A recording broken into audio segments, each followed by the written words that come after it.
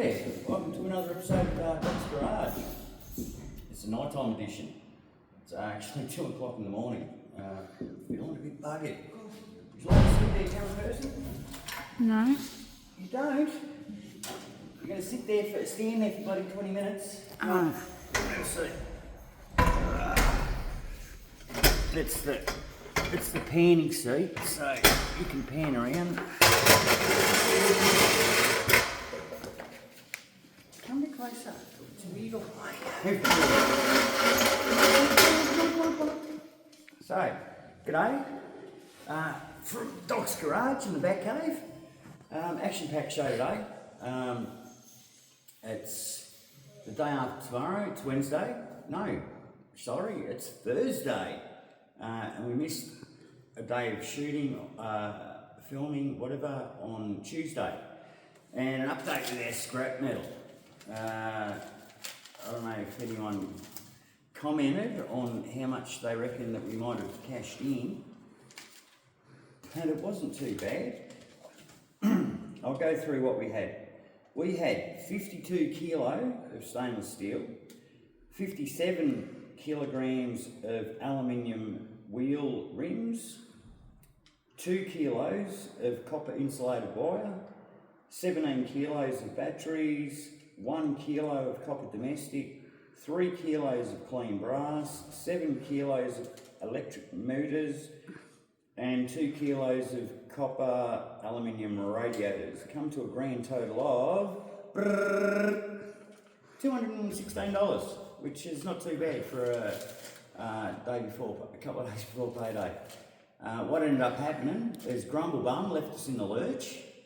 He did not turn up, so we spent the day waiting for him.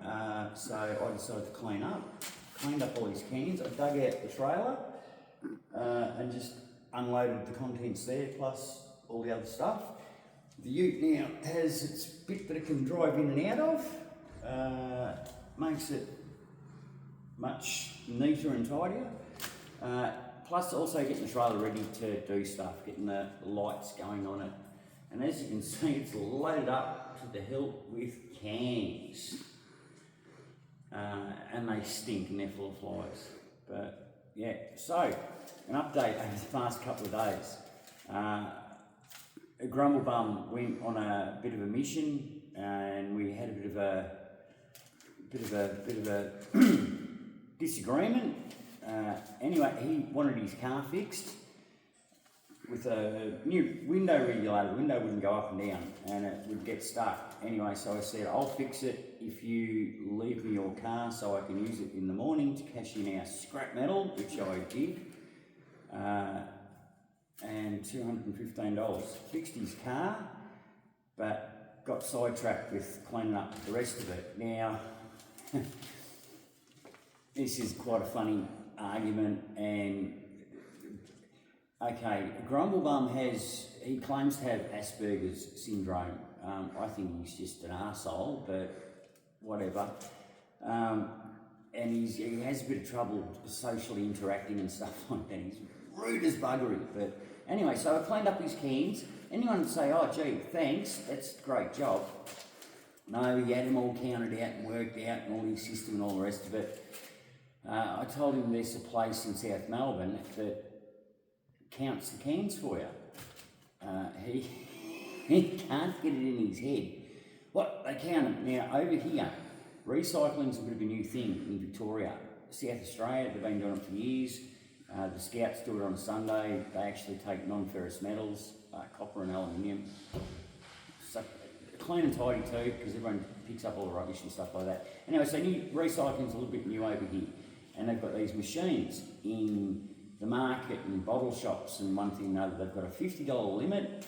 You've got to put intact cans in there if the barcode's a little bit messed up and stuff like that. The machine spits it out, and it's a headache, right? Trying to get $50 out of the machine, it takes you about bloody half an hour or something. After lugging the cans down there, quality control data, that's his system, putting it into a machine.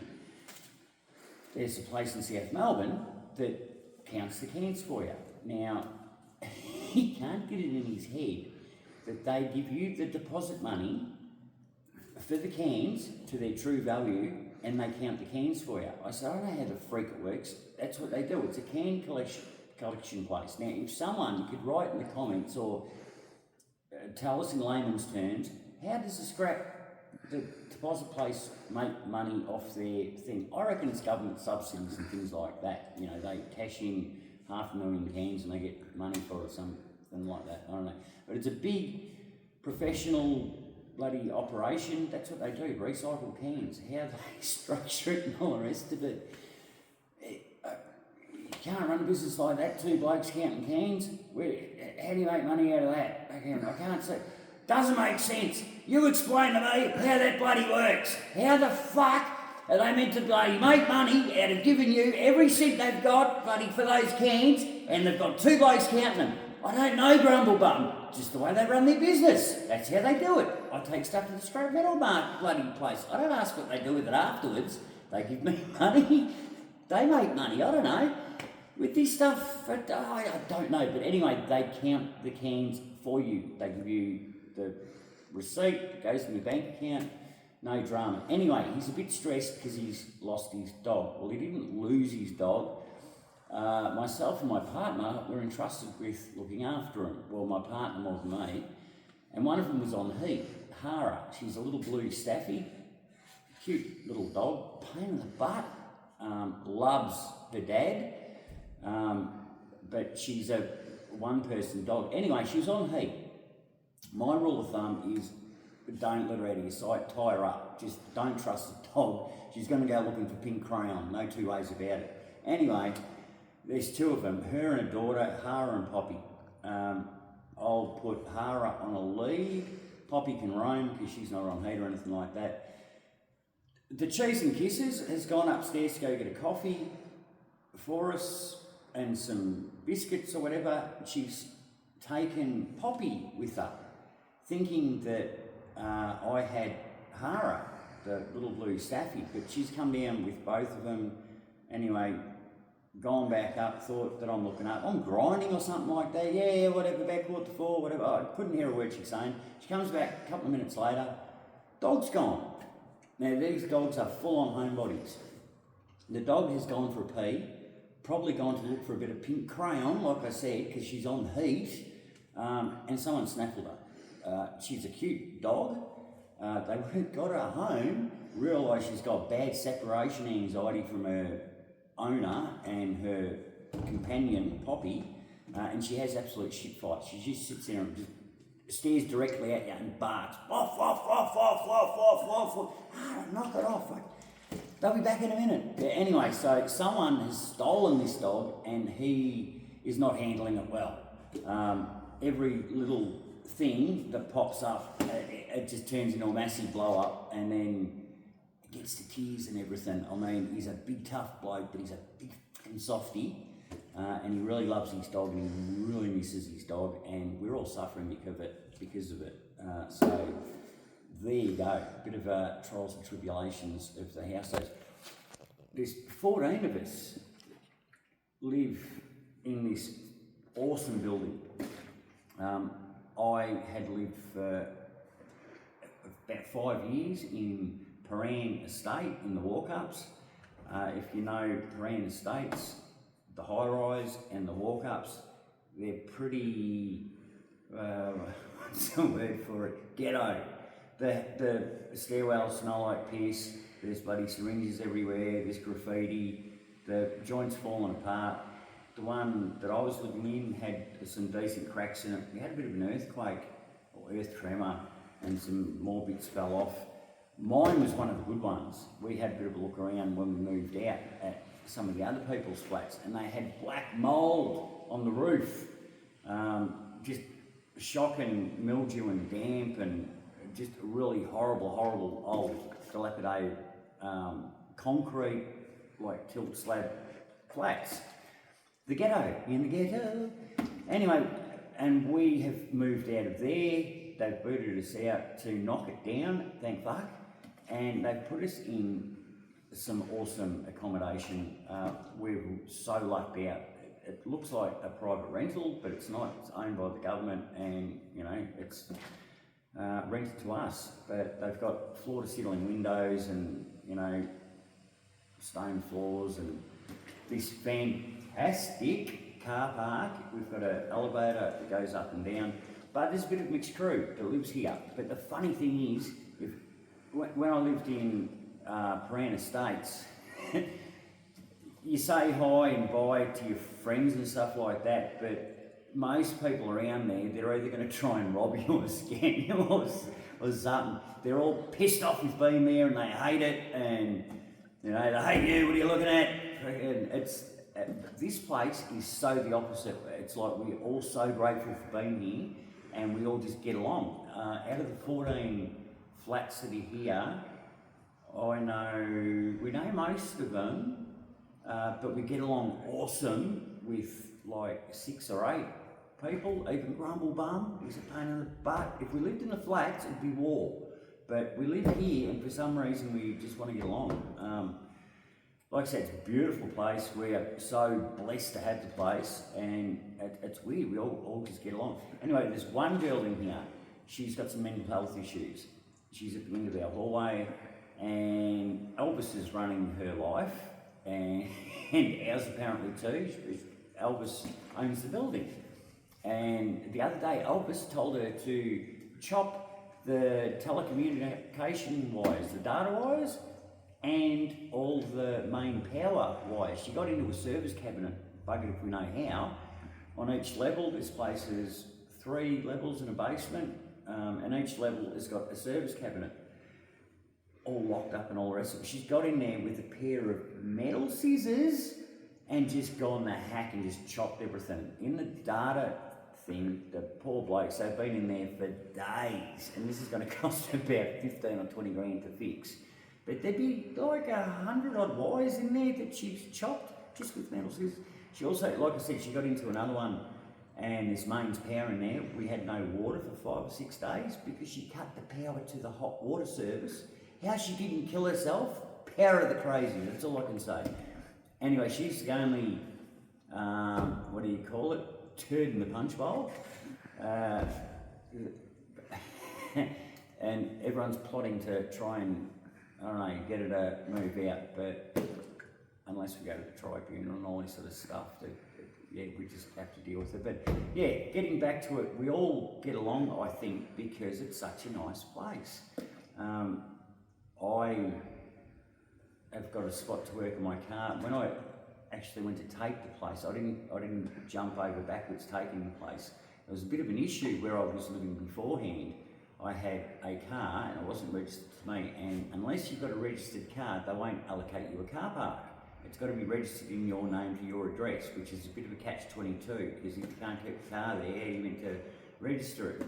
And most people I know that go out and buy cars, they don't always get them registered and roadworthy and going and all the rest of it. So technically, you've got to park the thing on the street until you get the thing registered. And I wouldn't do that. What I was doing is I'd drive through the park and one thing and another and through the garden and just nominate a spot, which was like the trade services spot. And I started fixing my car there, hanging the electric cord out the window, and got the air compressor going and pulling motors out using the tree as a engine hoist. And anyway, they're telling me off, saying, you can't go hanging cords out the window, you can't. Imagine if everyone did this. And I said to them, well, luckily everyone's not doing this.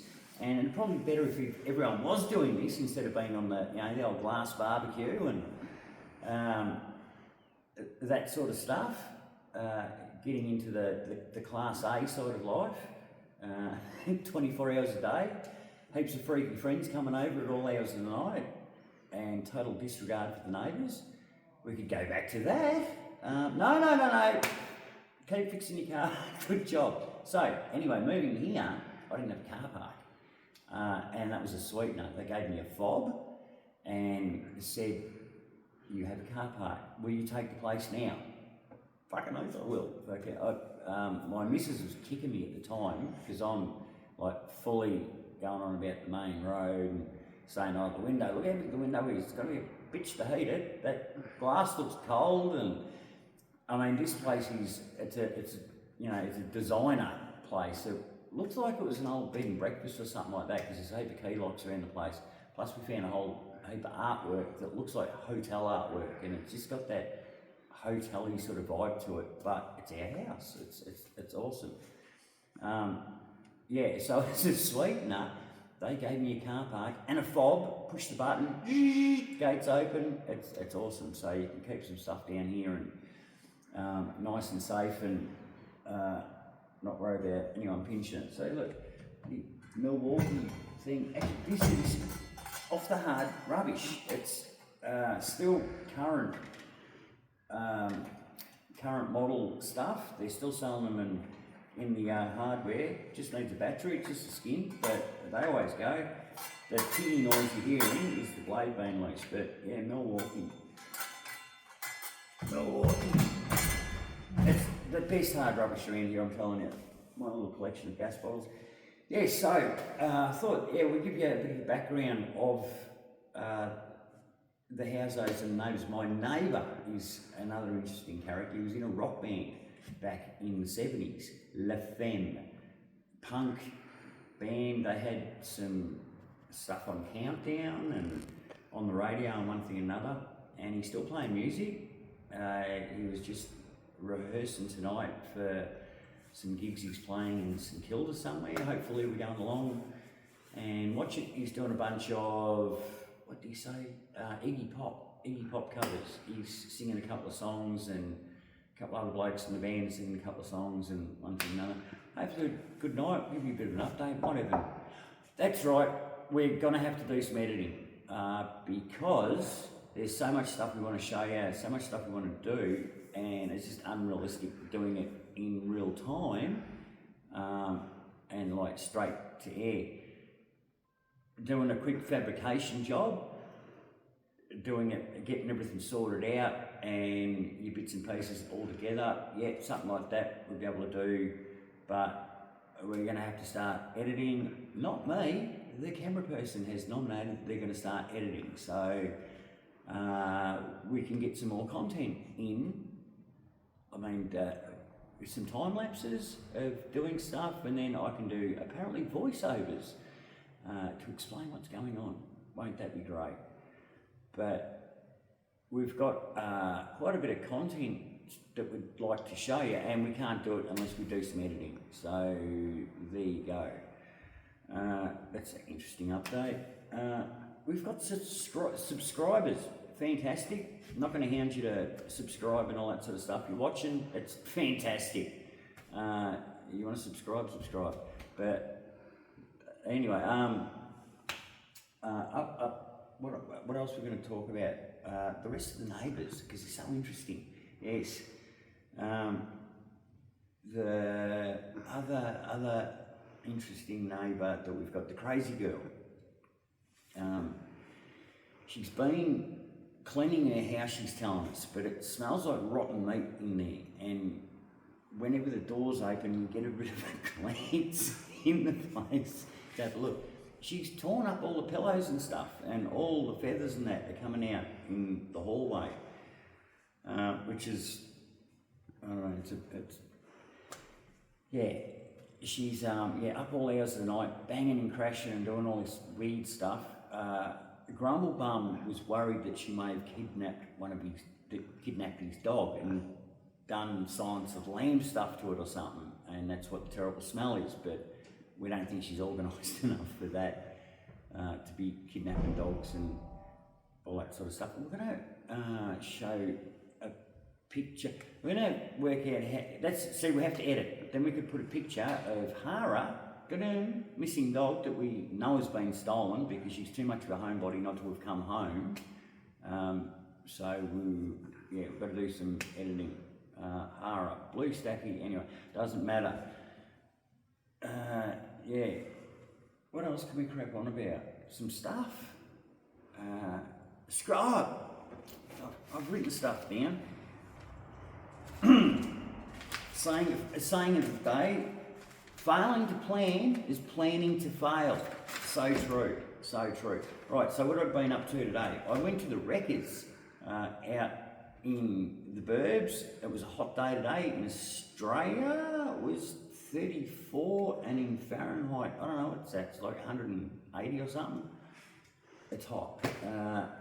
And because you've got to go roll around under cars and that, you can't. They make you wear shoes when you go there, so it's bloody warm. And a jacket, one thing and another, riding the bike. But got some bits with the car.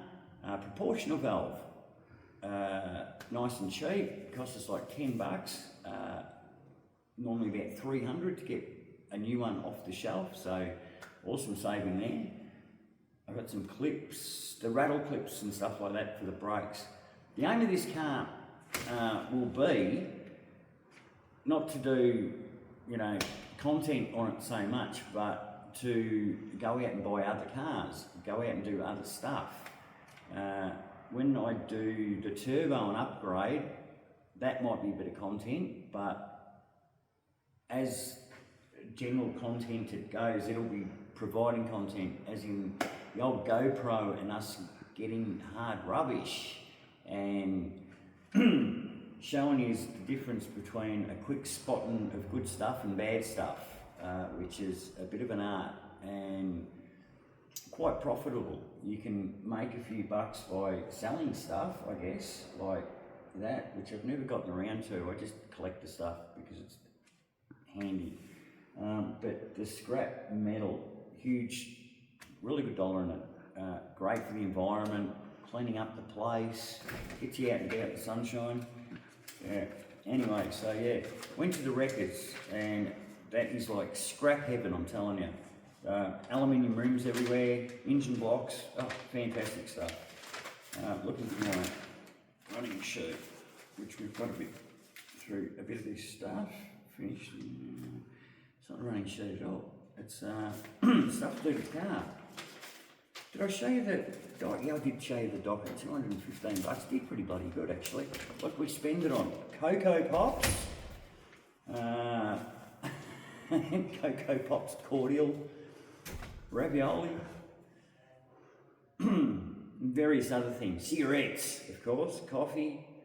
Car parts. I was spending some car parts today as well at the Wreckers.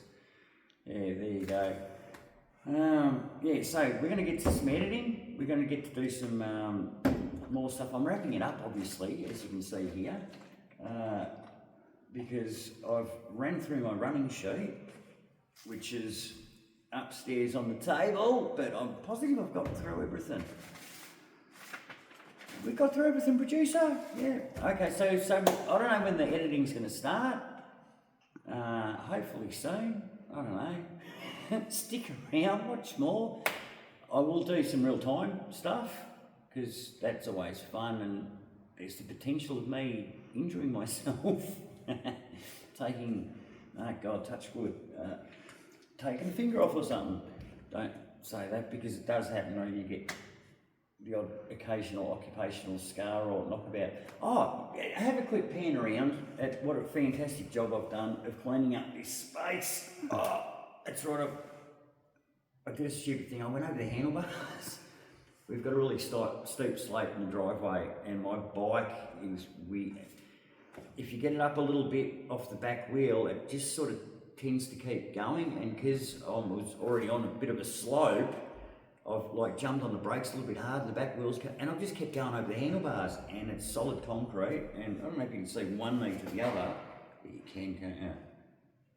So, the abscess is gone, thanks for asking, but I'm falling apart. The knee, cane. So that's another reason why I'm sitting here and not dancing around the place and doing stuff. And it's all to this camera stuff.